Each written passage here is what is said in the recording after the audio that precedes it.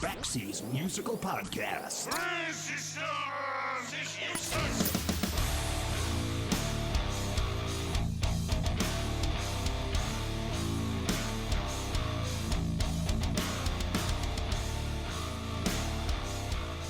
Hey everybody, it's Bax, and welcome to Baxi's musical podcast. If this is your first time here, welcome. It's great to have you. If you've been here before, prepare yourself because this one is going to be really awesome.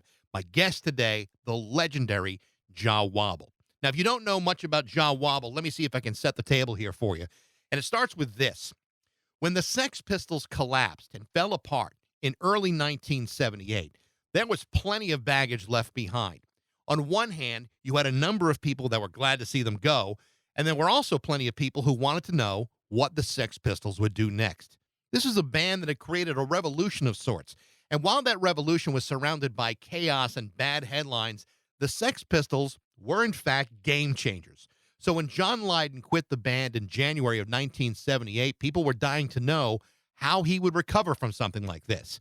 Was Johnny Rotten a one-trick pony, or was he something different? As it turned out, his next step was to invite former Clash guitarist Keith Levene and his childhood friend John Wardle to create something completely different and unexpected. The result was something called Public Image Limited. And in many respects, a very strong case could be made that their legacy is every bit as rich and as influential as the band that brought John Lydon into the spotlight to begin with. John Wardle would come to be known as Wobble, a nickname that would be handed to him by the late Sid Vicious.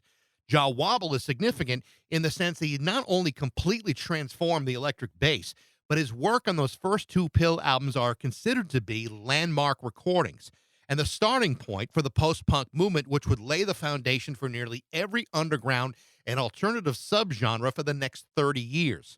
This was especially true on Pill's 1979 masterpiece, Metal Box, an extremely challenging record that many would consider to be one of the most important records ever recorded.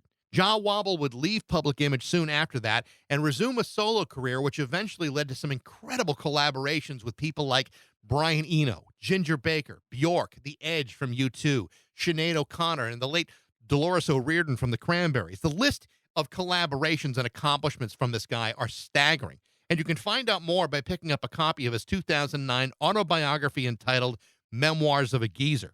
Last year, he released an incredible album called Gwen Yin from Wobble and Family, which he recorded with his wife and kids during COVID. He also just released an updated version of Metal Box called Metal Box Rebuilt and Dub, and it's a fascinating record. We're going to talk about all of that stuff. Plus, we talk about Public Image, the Sex Pistols, Sid Vicious, and his touring band, the Invaders of the Heart. That and a whole hell of a lot more. This is my conversation with the great Wobble on Baxi's musical podcast.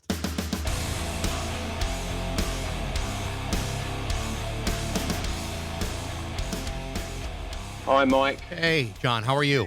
I'm very well. Sorry, I've been you and one other guy. I've been very flaky with because I'm just so fucking busy, man. It's it's not particularly glamorous busy either, to be honest. But busy is busy, and I'm glad you took the time. That's it's I really appreciate it. Oh, my pleasure. My pleasure. Yeah. So I know you've been busy because there's a lot on your plate right now. I was just listening to I know you're touring with the band The Invaders of the Heart, but I was just listening to the Wobble and Family album. I love that record. I think it sounds so awesome, and the fact that you're actually doing it with your family. I mean, I can't even get my kids to mow my lawn. Never mind. Yeah, well, they have their moments when they're teenagers, right? When they were younger, but now they're at the moment it could change, Mike. But both my sons don't seem to think I'm an asshole, so that's good news. Maybe they're just acting. Maybe that will change. But my wife as well doesn't seem to think I'm an asshole. I can't be certain, but she doesn't seem to. So, it was a case of let's get this done now while we can. Yeah. So we went in and did it and put it out, no promotion, because it was people said I should have maybe waited a little bit longer because it was at the time of lockdown. It was a weird time in a way to release a record like that. Yeah. I don't think necessarily a weird time, but it's done okay. And we've just re-released a remix of Dim Sum from the album on Dimple discs. Yeah, So that's it's had some radio play here and all that, you know. I really like it. I think it's got a very sophisticated Asian sounding vibe to it, but to me, it's just a beautiful song. The whole album is really cool. Also, like the Wushu Demon, I thought that was a great song too. Yeah, that's it. 5/4. Yeah, very straightforward. 5/4, straight out of Dim Sum. A bit of a it's a typical Jar Wobble. He said talking about himself in the third person, a worrying sign. That's a typical kind of segue. I love unusual segues. Yeah, I like them live as well. It's one of my little trademarks. You know. Is this going to be one of those situations? You're working with your kids, you're working with your wife. Is this going to be one of those situations where the kids are going to take over the family business? I mean, are they going to become like the musical Trumps or anything like that? Well, what a lovely thought. Um, I felt sorry for one of those kids actually. Oh yeah. But but anyway. Now there's Yeah, anyway, there's a family where you can point fingers and say, okay, dad's an asshole. yeah, I was just thinking, right, let's just move on. Otherwise, I'll get very detracted. But well, it's funny you say this. I didn't think we always said don't be professional musicians, enjoy it, but don't. Obviously, that's a daft thing to say because they're going to want to be. But they've got a band called Tian, my sons. Mhm. They just and I'm on it, so I'm working for them, and so they're both really into all this. I would say my older boy is really taking it all very seriously. So he's a real expert on. He's a bit of a musicologist. He's a very good drummer. I mean, he really is a little bit like Jackie Liberzay. He's got Mm. that kind of yeah. I mean, it's not just me. He started to this last year or two when he's done sessions with me. The other musicians are like, "What the fuck?" Like he's really got his own style. Uses a Tama kit, a small kit, very reduced, very accurate playing, great feels.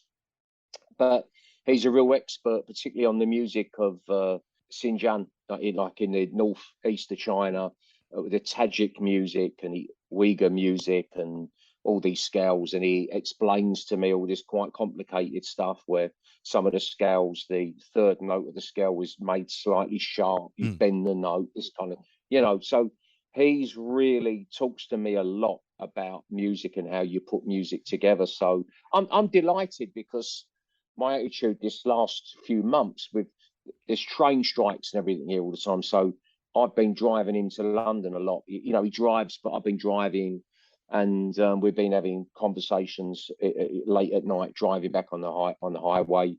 And I'm like, well, okay, you're really into this shit. Well, okay, it's kind of a very pleasant surprise, that he's really good. We listen to a lot of Electric Miles and talking about very particular ways of recording music and sonically. He's at that age where in your early 20s as a musician you should be completely lost and obsessed into this world of sound, Yeah. which he is.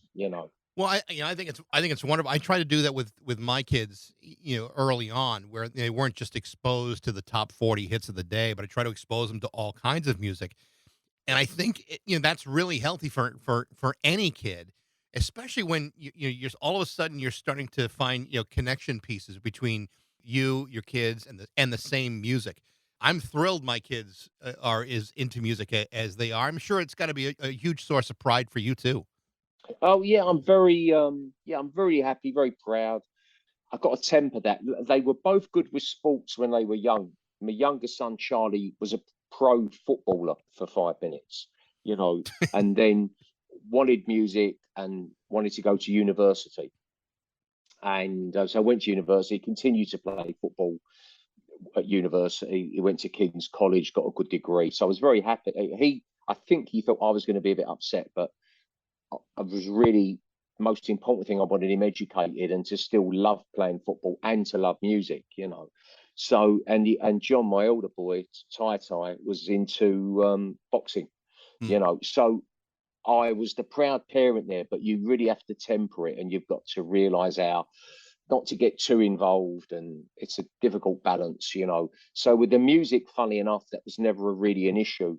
I do have a point of view with them, so I've been very definite to them a couple of times about the when they work in area, was saying, right, I'm your fucking bass player. I'm just a fucking bass player in this scenario, but this is what I think you should.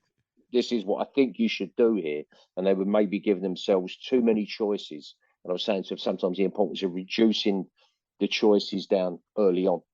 Building a very strong foundation. Anyway, that's all gone well, and so yeah, I'm happy. But very much it's their life, Yeah. And do with it as they will. And my attitude they both got straight jobs. And John does a lot of library music and stuff. He's a good engineer, but Charlie's like earning pretty good money, which you need to do if he lives in London, and you need to earn very good. Like if you live in Manhattan, you've got a lot of fucking money. So he's working. And my attitude is don't give up your day jobs because it's tough.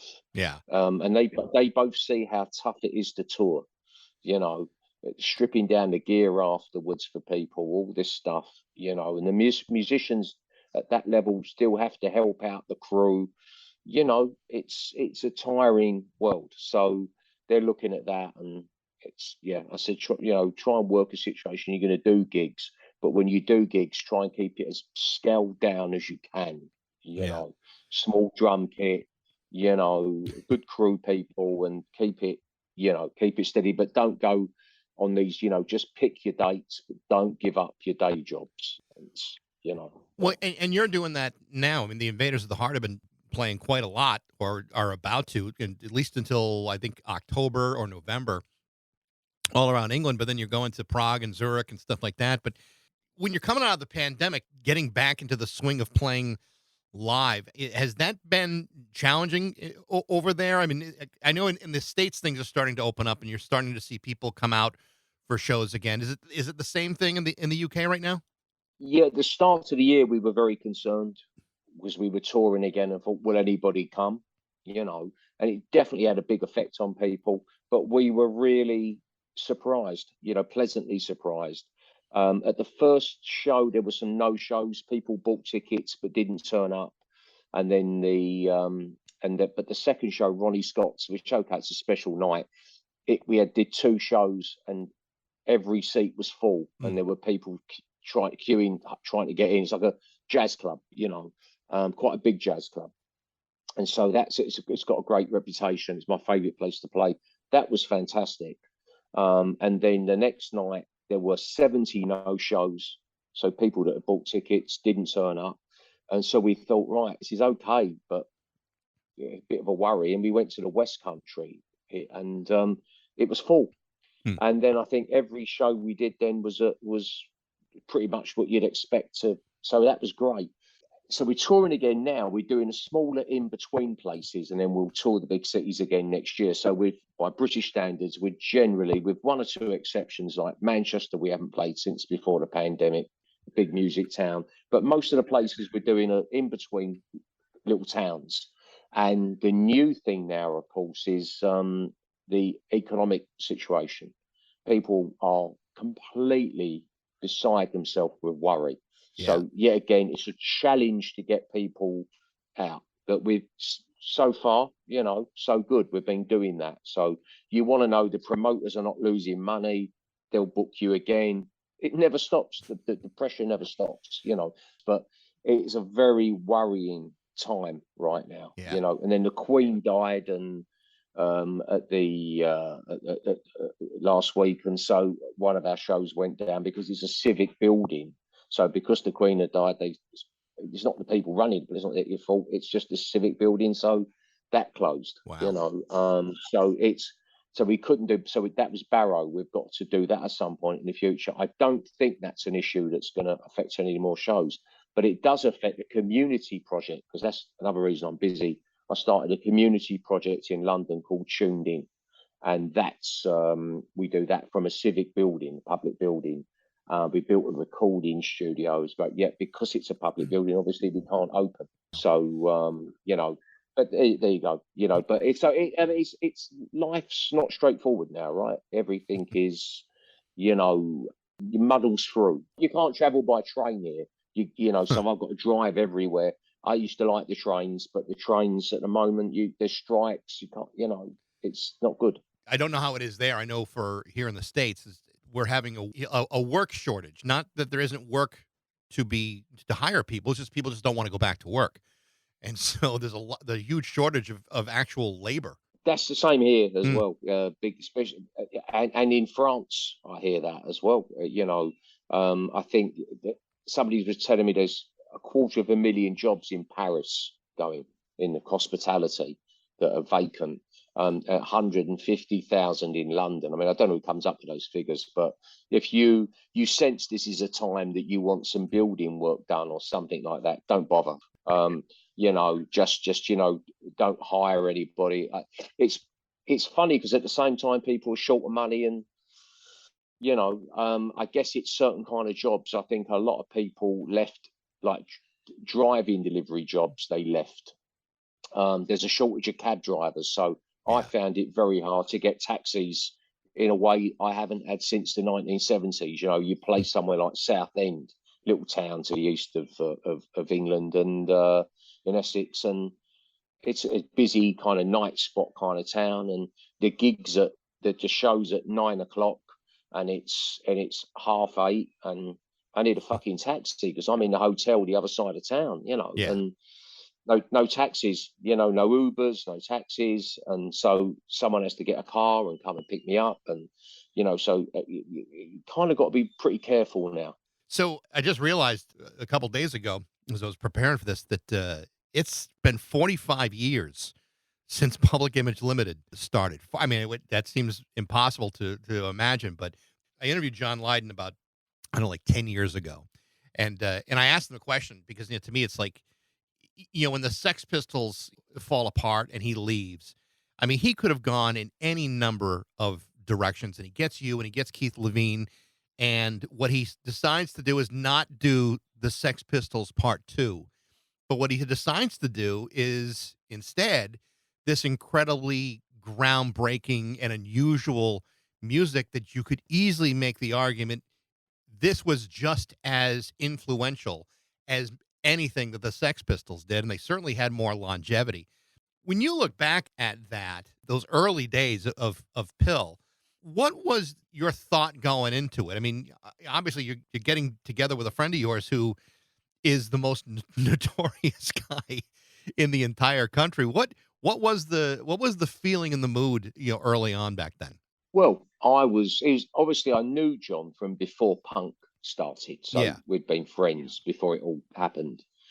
And so, I'd obviously seen him get on with the Pistols, this, that, and the other. And then when he asked me, he came back from America, I'd seen that the Pistols had broken up. I hadn't seen him for a while.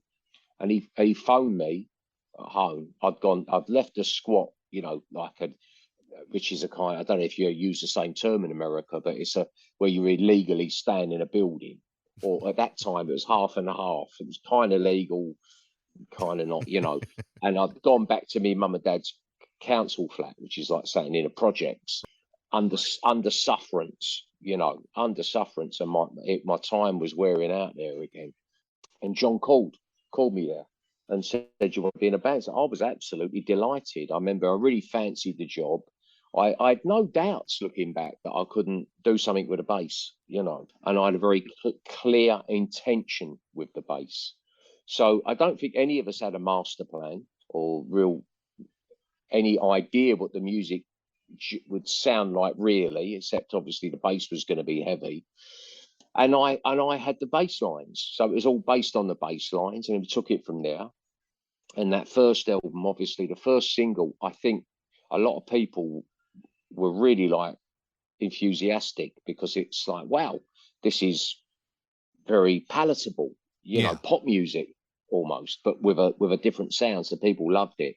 And that first album though, we had some quite extreme things on the album, like Fodder Stomp theme, very modal, wigged people out. I don't think it would now, but at the time it really kind of wigged people out. They couldn't get it, And then I think, especially with me and Keith Levine, there was a thing of at that point, without really going into it, maybe he would say different, but I felt that okay, we've done this album, we've made some songs and we've done some left field stuff as well. It's the left field stuff that feels really exciting, the more natural stuff. So what, instead of, you could have a band and have an album and slowly progress, or we could just go straight to the end goal and just do the extreme thing, the expressive thing now, which is what we did. And so we end up with stuff like Pop Tones and Careering. And in a way, it was a shame, I had enough of it and left. So I only done 2 years with Pill, but it was the star that shines as long, shines twice as bright, and all that. And he looked back and just think, yeah, it was actually at the time I was really annoyed with them because I thought they were being lazy and could have got on it. But the older I got, I more I realized that was like the final album of Pill, of that period. It was a great album, and that's that. So it was very extreme. I don't think any of us kind of, there was never a meeting where, okay, we sit down and discuss, we must make stuff that's expressive and this and that. We wouldn't have, I don't think we would have been able to articulate it anyway. It was all gut feeling and intuition. But the great thing for me, I was an amateur. I was a novice. I couldn't even count musically, 1, 2, 3, 4. I could just groove. I had a good sense of time, and I had bass lines. And I was so lucky that for a novice bass player not to be in a band where you have to follow the chords of the guitarist. Everything was based around my bass line. So I was in a fantastically fortuitous position. The thing that always fascinates me about that particular album is the first time I heard it, I wasn't sure what to make of it. And it's the kind of album that I think takes more than one listen to really understand it. But once you get it, it's kind of like it doesn't really let you go. It's an hypnotic type of thing. It's not so unlike a lot of the music by The Fall. It's like you either love The Fall or you don't. And if you don't, it's because you haven't given it enough time to really dig its claws into you, which is one of the reasons why, here we are 40 some odd years later, and people are still talking about Metal Box being one of the greatest albums ever recorded.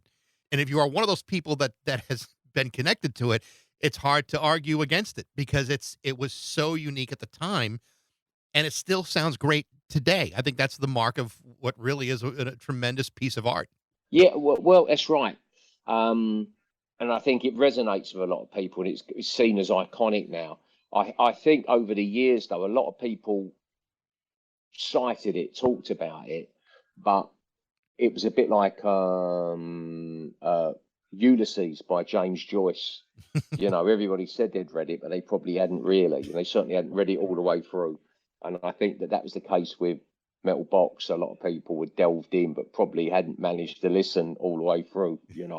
But I think increasingly people, it's like I think similar to Electric Period, Miles Davis albums like Dark Magus, that when I first heard them, I was just, wow, that's just incredible, and obviously it was because of Columbia in Japan that those Electric Miles records came out, at all, and we bought them as imports.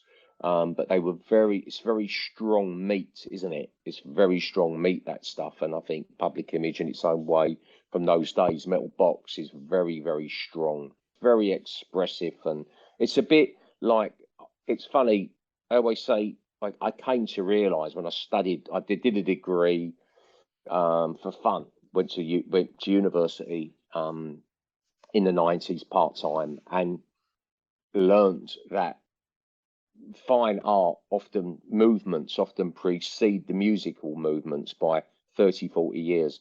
And I think we were part of that as much as anything, the abstract expressionist thing.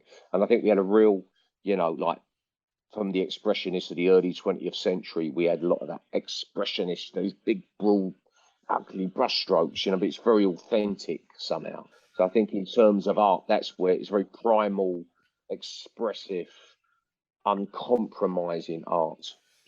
I think that's true, but I think what's also really remarkable is, so you just released the Metal Box Rebuilt and Dub, and I listened real carefully to it because I really wanted to see how you were going to approach this. I think if you listen to it, with an open mind, what you realize is that there's a beauty of these songs that may not have been so obvious the first time around, but does become very obvious when you give it a second look. Did you find that to be true, or did you always feel there was a certain beauty about that music from the very beginning? Well, how this happened is very organic. So with the Invaders of the Heart, my band, we started putting in a few songs from Metal Box over the years again, and I started to, you started to envisage, we did out. I went out in 2012 as well and did some dub versions of Metal Box, but it was different to this album. It was more live. Had a trumpet player involved, a really good trumpet player, because I wanted to give it that Milesian kind of aspect, a player kind of tribute to him in a way. Um, and to start to develop the songs in a different way. With this album, it was because I played those songs like Pop Tones, Socialist, Fodder Stomp, with Public Image and stuff with the band the last few years. We started putting in string arrangements and stuff. Can I have mashed potato, darling, with it? Yeah, I've got the dinner cooking. Yeah, thanks, darling. So I'm a good husband. I've got the dinner on. And we started bringing string arrangements into the fray, and so when you start doing that, you start thinking, well, we've done that. Imagine then if we did this. Imagine if we did that. And the weirdest thing happens, you might be in Coventry or something playing a gig on a wet Wednesday night, and you're playing Pop Tones, and funny things happen at gigs. You hear funny harmonics, Mm. and you'll hear something like, I'm standing thinking, I can hear a koto. And I mean, I played music with Japanese people and kotos, but you said, I can hear a koto, because the harmonics ringing, and so it kind of sticks in your mind that I'd like to do a version of it, which is what we did, with that new version, and put like a stripped down Japanese six middle bridge in it and stuff. So, and stuff like Socialist, we do it really up tempo. We do it in a drum and bass style, but yet again, sometimes with the harmonics, you're hearing like singers. Like there was this vocal group called the Swingle Singers that's kind of not exactly barbershop quartet, but you could hear da da da da da da da da da da da. They would do vocal versions of, and so that was one of the things you think, if I ever do Socialist properly, devote time to it, I'd like to do these da da da da da da da da da da. It makes me want to do that. So just different stuff like there. Also with Socialist, I wanted to add a kind of heavy metal element to it, with some of the chords, and that's kind of how it came about, and Public Image, sort of bonus track. I like the Spanish language. I don't speak Spanish very much, but in the lockdown, I was teaching myself a little bit, and I've always, when I sing Public Image, it always feels very impassioned, Mm. And I just thought it'd be great to do it the way when you're watching a Spanish movie or something, and somebody's making some impassioned speech, in Spanish. You never listen to a word I said. You only see me for the clothes I wear. It's Yeah. actually like quite Shakespearean or something almost. I don't know. So there's all the influence. So it was like, so when Matt from Cleopatra said, would you be interested? He was slightly cagey because I think he thought I might say, how dare you? That's an iconic record, But I was like, yeah, I'm ready to go, Yeah. actually. And the other funny thing was, it was lockdown.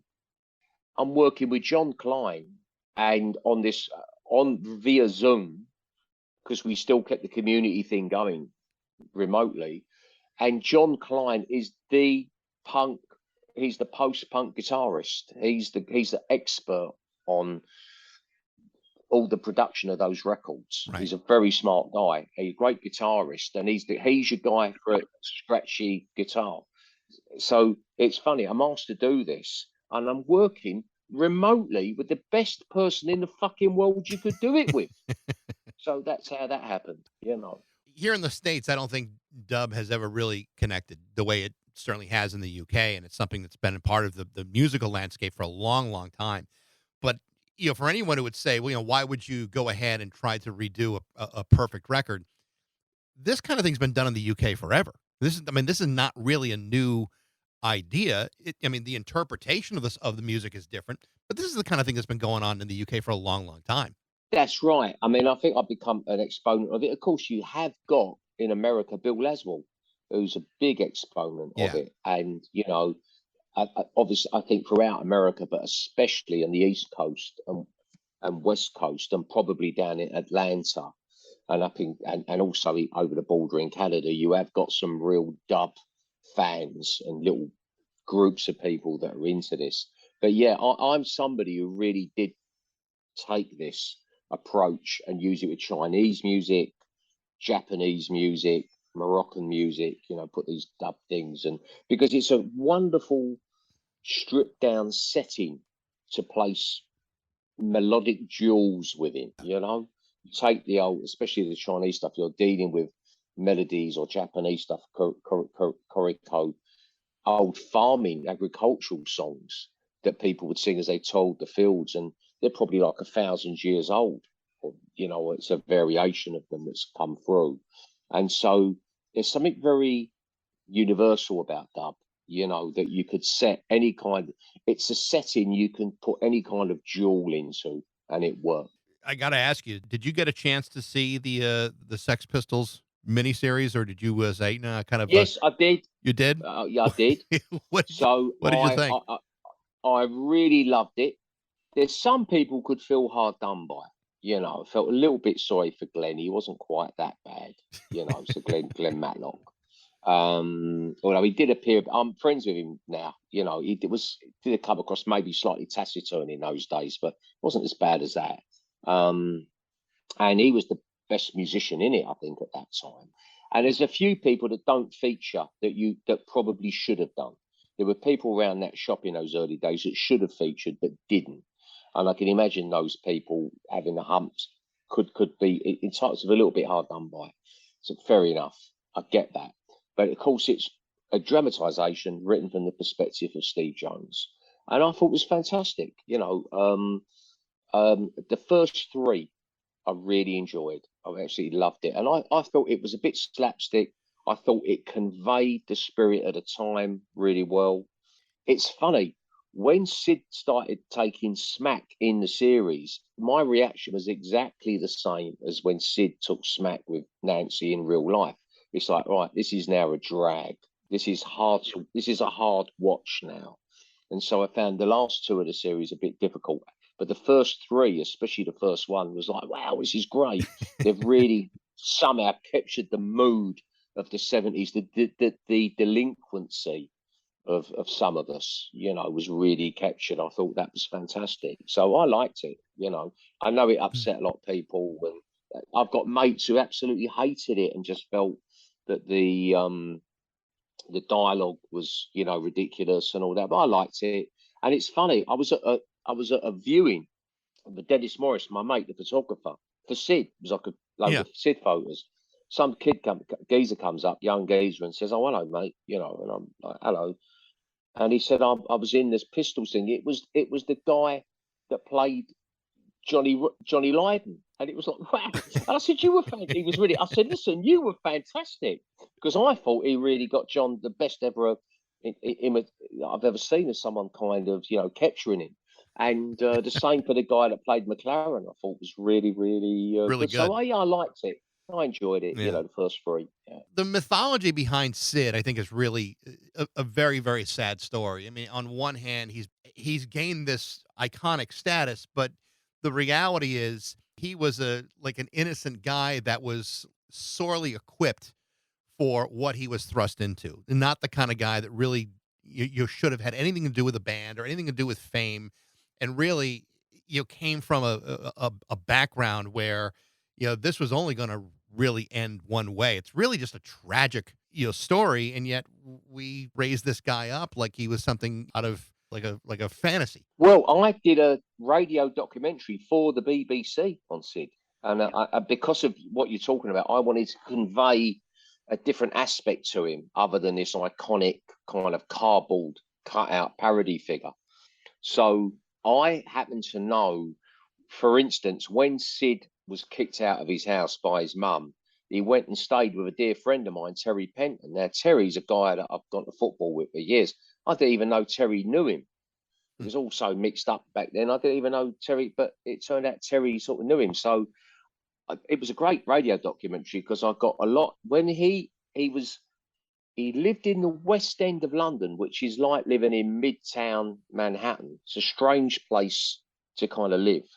So he lived in Covent Garden, and he went to school in Piccadilly, which is like going to school off Broadway, to junior school. It's kind of like, kind of odd looking back. London, obviously, a different place then. The mum then took him to Ibiza. And I think it was a bit of a druggy place in those days, a bit of a dropout hippie kind of place. So she went there and she come back. She lived in Tunbridge Wells. There's another, I've just got to tell you, a guy was doing a big news magazine article on Sid, and he met me at Tunbridge Wells, which is very middle England. It's a very nice little town in Kent. So he come to do this interview. And I said to him, what a place you've chosen to do an interview on Sid. You couldn't find anywhere more removed from Sid Vicious. He said, well, you're wrong there, actually. He lived over there, sort of over the strips. Like, what the fuck? I didn't even know. So he come back there, and then he moved to Bristol. And then he moved to London, to the East End of London, where I come from. And he had a bit of an accent like that. So a lot of the fellas I knew, that two of my mates took him under their wing, and that's where I remember Sid talking just a little bit like that. So they'd take the mickey out of him because he had a Bristolian accent, which is a bit like this. It's a bit like a country boy drawl, It's a bit like the southern states of America or some shit, It's that kind of drawl, country person's way of speaking. And so they looked after him. And he was a big Bowie fan. So it was wonderful because I was able to document him, this funny kid from a dysfunctional background, all that stuff, and capture these are real old style Londoners. I was able to capture all this stuff before it goes. It was a great documentary, if I say so myself. And I even had radio. I got John Savage, the England's Dreaming writer, kindly gave me access to his archive, and I had an interview there that he'd done with Sid's mum. And she's saying about how she kicked him out the house, and and he said, "But mum, where I go?" I said, "I don't care, just sling your hook," And so his mum was on drugs. He ended up on drugs. He was he didn't have a chance really. And I knew Sid. When John went off to be in the Pistols, I was left with Sid at like Kingsway College, which is a kind of a college. It's a little bit of a school college for kids who dropped out and missed their school education. It had that aspect to it, and so I was left with Sid, and he was a very damaged boy. So he took me. He had a psychiatrist at that time. It wasn't just a counsellor. He was seeing a psychiatrist. So he'd obviously had a social worker, and in those days you'd probably get more support than you would now. So he asked me to go with him to see his psychiatrist. He didn't have any girlfriend at that point or anything. I had a girlfriend at the time. He didn't have a girlfriend. He was a little bit socially awkward, actually. He was quite a funny guy, but had a very sort of down side, a very dark side. But anyway, he said, come and see the psychiatrist because I've told the psychiatrist I want to kill myself. I have nothing to live for. Because he knows you're my friend, he wants you to help to convince me that I do have something to live for. So I went to see the psychiatrist. He wasn't called Sid at the time. I wasn't called Wobble. We were both John. Right. So the psychiatrist said, well, John, he said to me, nice to meet you. John's told me all about you. I know that you got a girlfriend, you play football, you go to football, that you like pictures and you've got this life.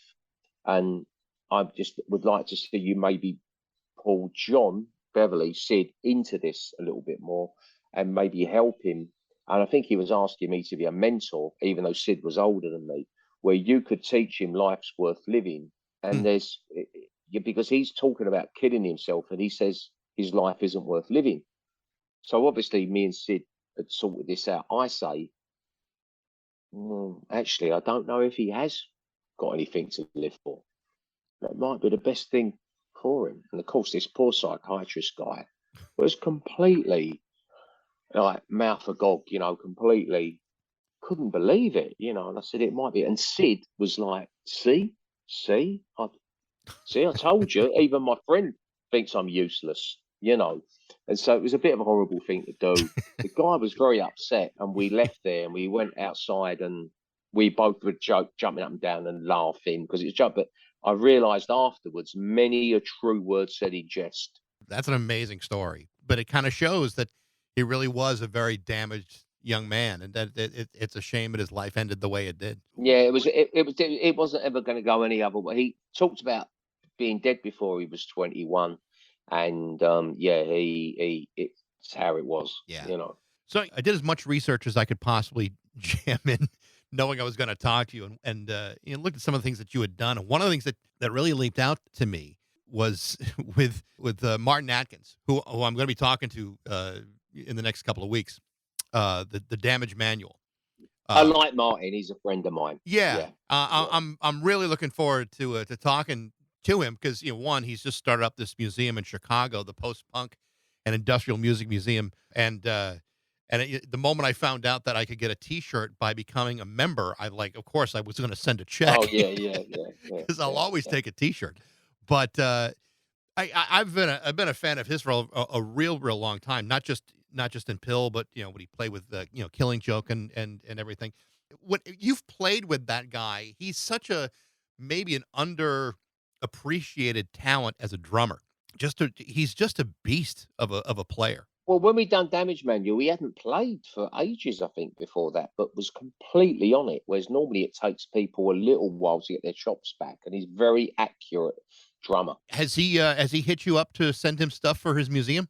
No, not yet, but we do talk from time to time. I like Martin, it was really great. He was there as I went to America, and when it was brewing up for me just to leave Pill. I was so annoyed with them that at least he was somebody I could have a cup of tea with, and all that, or back then have a beer with as well, where I was getting so pissed off with the other two that it was nice Martin was there towards the end. I mean, I'd done his audition for Pill, actually. It was just me and him in the room, you know. When I didn't want to ask you this question, to start things off, I wanted to kind of ease you into this question because I don't really know where things stand with you and with John Lydon. What is your relationship with him now? I know there's been problems, over the years, but as of right now, where are you guys at? Oh, we don't really have a relationship, but I don't. I know that he doesn't really bear me any ill will, really, and I don't bear him any ill will. We're too old for all that. I owe if I hadn't known him, I probably wouldn't have started playing music, in the way I have. So it's all good. We had our differences, and I've been very honest about the differences I've had with him. And I was one person who wasn't ever going to beat about the bush. I'm going to say it how it is because remember, we were friends before. So I'm not somebody who's come on and I've got a relationship with him like he's something special, right? He's a fucking guy that I know. Yeah, that's it. So it's like a guy from your hometown or something, literally. So I know you and you know me. I know where you're coming from and vice fucking versa. So there's no airs and graces involved. So if you act in a way I think's fucking wrong, I'll fucking tell you. Yeah. That's it. So, and how he behaved back then, I think was appalling, but we're all young, is what it is. As he got me started in the game. So all good. I've got no ill will to him or anything, I think politically he's a very, very different beast to me. Yeah. So I'm a left of centre guy, I'm not particularly woke, I don't think. But I'm left of centre and and all that. And I don't think he is, but that's it. So I don't talk to him. I doubt we'd ever communicate again, I wouldn't think. So that's how it is. And that's why I said I wanted to wait towards the end before I hit you with that. Oh, I'm absolutely not. It's everyone knows it's not something I'm at all touchy about. Absolutely not. I'm not touchy in the slightest about that with John, at all.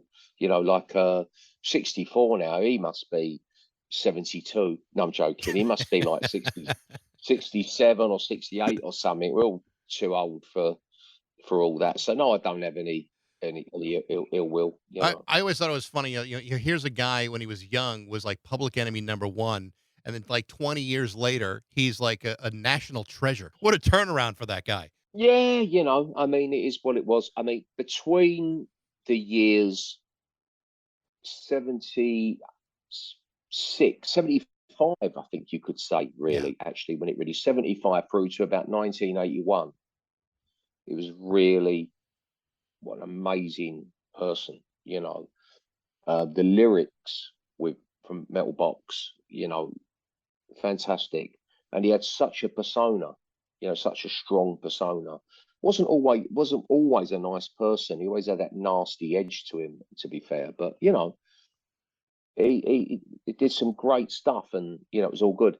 I think since then he did the album that he did with Laswell was good. I Mhm. think you know, Bill was smart. He got other alpha male players, you know, with you know, big CVs, you know, that's the only thing you could do if you're not going to have an organic band around him. You put a group like that, and that worked very well, I thought. But I don't think he's for me, and I don't mean it disrespectfully. I don't think he's done anything since then that would resonate with me at all. So Yeah.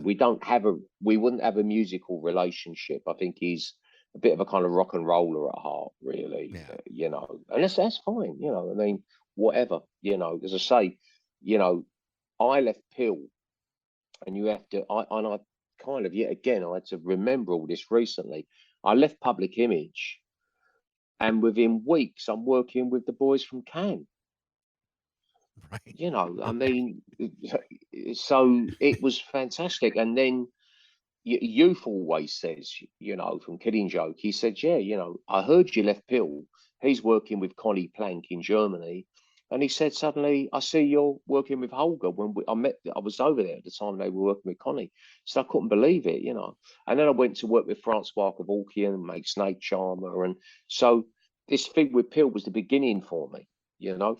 When I screwed up, that was not down to Pill. I screwed up with booze and all that and drugs in the mid to late basically by 86. So quite quick. The demise come quite quickly. I started to become a raging asshole, as you'd say in America, by about 1984. I was starting to become intermittently a raging asshole, and by 86 I got sober. Yeah. And then started. And even in that 2 years, I was making music, so that opened up a thing for me. I was fascinated with music, and just not long after I left Pill, I formed the Invaders of the Heart. So I had that idea of fusion music. So Pill was a fantastic beginning for me, and going back redoing Metal Box really re-squared the kind of circle. So yeah, I really don't have any bitterness to anyone. I mean, why would I? Well, you've had an amazing career. I mean, you truly have, and the stuff you're doing now, Jaw Wobble and family with the Gwenyan album is fantastic, and the fact that you're still with the Invaders of the Heart and on the road and traveling with it, it's a real pleasure to talk to you about this stuff because I've been a fan for a long time. Oh, thank you. Yeah, I still love it. I find it tiring, when we do 3 or 4 on this, because we play for 2.5 hours. Wow. We just get up and we just play through, and it's a good show. And I must admit, 3 on the spin, 4 is like, wow, I'm feeling this. The next day I'm like, oh, you feel like you've run a marathon or something, because it's quite an energetic show actually, so. But I still love it. So we're playing Manchester on Thursday. I'm very excited about that. So it's almost like I'm a Londoner, but I live in the Northwest a lot of the time now. I'm Yeah. still in London a lot still. So London's a hometown, but Manchester's like my hometown gig for me as well. Well, And Liverpool, because I've got in-laws there. So I'm connected with all these places, and I'm looking forward to Thursday night. yeah. And hopefully you'll come to the States at some point too. I don't know if you've got plans for that. Hey, it's tell any promoter who's interested, just get in contact. I got an agent out there, Dave Viacelli, who's a great guy. and it's just a case of making an offer. The thing that makes it difficult now is all the costs with visas going to America. So the last time I went, we got 3-year visas, but the upfront costs were probably $12,000, $13,000, $14,000. That's before you Wow. spend money on hotels or flights. So when you're working at that lower level, and we're not doing stadiums, you have to have a festival or two that you get on the bill, and then you can then float the rest of the tour off the festival. But I love the States. American literature was the literature I loved the most as a kid. So Stephen King over the years, all these kind of, Cannery Row, all these great American literature, and Last Exit to Brooklyn and everything. So, in fact, I'm making an album at the moment for Cleopatra, and to me, it's very inspired by a lot of the American literature. Oh, really? That, so I'm making quite an American album. For me, it's got a big American feel to it. The album. When do you think that's going to come out? I think we're looking at spring next year. The book's being republished as well, so it's coming out on Faber and Faber. That's coming out at the end of next year as well. Good, because I tried to get I tried to get a copy. It's impossible. It's completely gone now. Yeah. Well, the one copy I saw on Amazon was $170. So I thought, okay, maybe I'll wait for his next book. Maybe not. Maybe wait. Yeah. 170 is a lot of money. Yeah. John, it's great to talk to you. I appreciate the time today, and thank you so much for joining me. I appreciate it. Thank you very much, Mike. You have a great day. Thanks, you too. mate. The name of the album from Ja Wobble and family is called Gwen Yin. It's a really interesting record. Also, check out Metal Box Rebuilt in dub. That's excellent as well. Thanks for listening. I hope you enjoyed it. If you did, like it, review it, share it, tell all your friends about it. You can email me at bax@rock102.com. I'd love to hear what you think. And thanks again for listening to Baxy's Musical Podcast.